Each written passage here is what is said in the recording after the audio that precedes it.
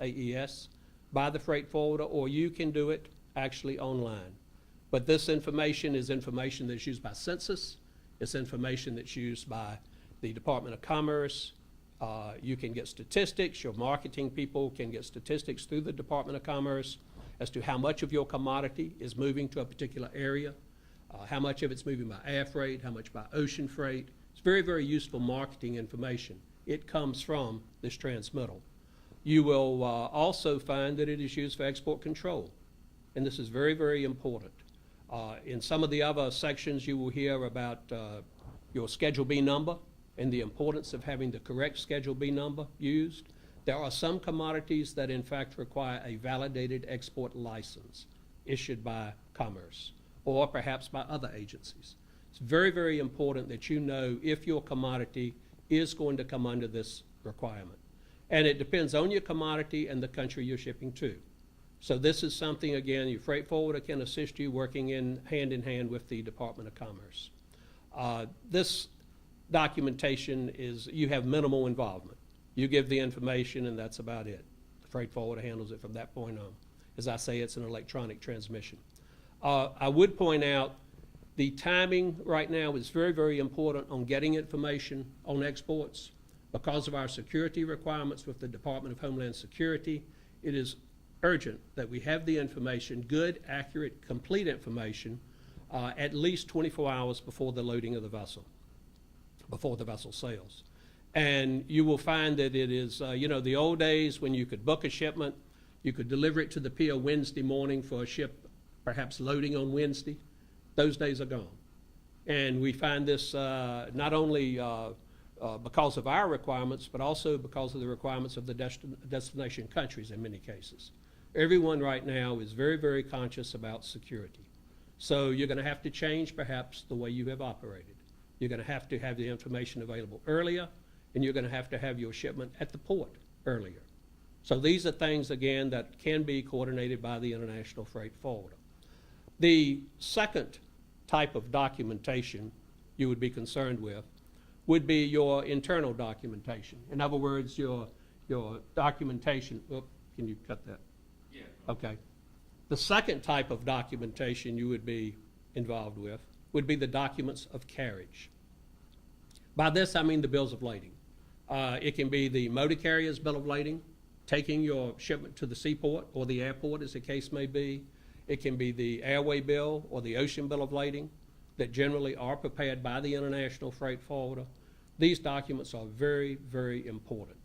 Let me point out one basic difference between airway bills and ocean bills of lading that you should note, particularly if you are working through a bank, be it a documentary collection or a letter of credit.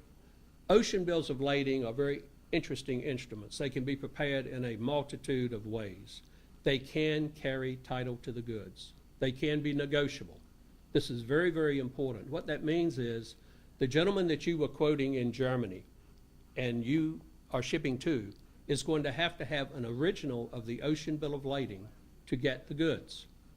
He is not going to be able to just show up at the pier and show his identity and have some invoices and get the goods. He's going to have one of the original ocean bills of lading. Now, ocean bills of lading, just to make it more interesting, generally speaking, you will have 3 original ocean bills of lading in a complete set.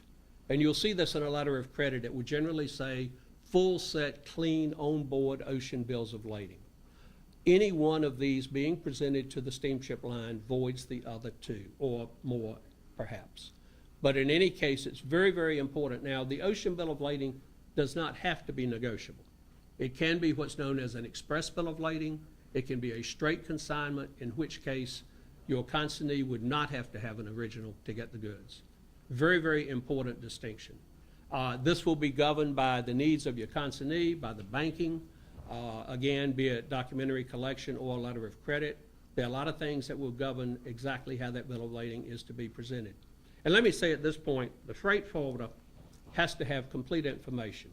They have to have all of the information, be it a letter of credit, perhaps even a copy of your contract, generally not.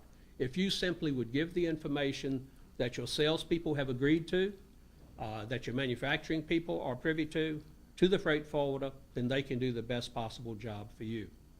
The Airway Bill, in contrast to the Ocean Bill of Lading, if you look at the upper right-hand corner of every Airway Bill, no matter which airline is involved, right under the Airway Bill number in brackets, it's going to say not negotiable.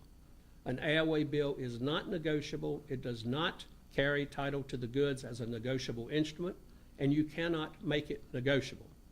Now, you will see people that will consign Airway Bills to the order of and this sort of thing. This, no matter what you put on that Airway Bill, you cannot make it negotiable. What does that mean? That means the consignee does not have to have an original to get the goods. This makes a lot of sense when you think about it. The airlines have no interest in warehousing goods. They have no interest in waiting for original documents presented to them before they release the goods. So it is a major difference between an Airway Bill and an Ocean Bill of Lading. There are ways to put control on the Airway Bill, but you will never have the same degree of control that you have with negotiable Ocean Bills of Lading. So it's a very, very important difference. And if you receive a letter of credit and it calls for an Airway Bill being consigned to the order of the customer, you need to discuss this with your freight forwarder. You know, my feeling is in shipping or in anything else, so long as you appreciate your exposure and you accept it, then that's fine. And a lot of that has to do with knowing who you're selling to, who you're dealing with, and the country you're going into. But it's very, very important that you understand the difference on the Airway Bill and the Ocean Bill of Lading.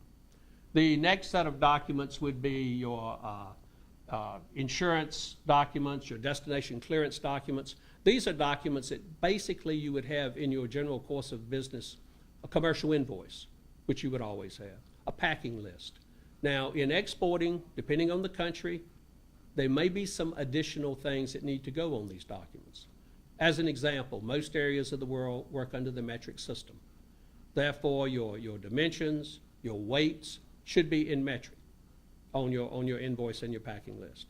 It may be, depending on the country of destination, depending on if there's a letter of credit involved, it may well be that you're going to need to have statements on your commercial invoice, certifying the value is true and correct, certifying the goods are USA origin. You name it. It can be any number of requirements. Again, this can vary by country. It can vary depending on the letter of credit and your customer's needs. And again, I'll go back and repeat myself. It's very, very important in my estimation to satisfy your customer.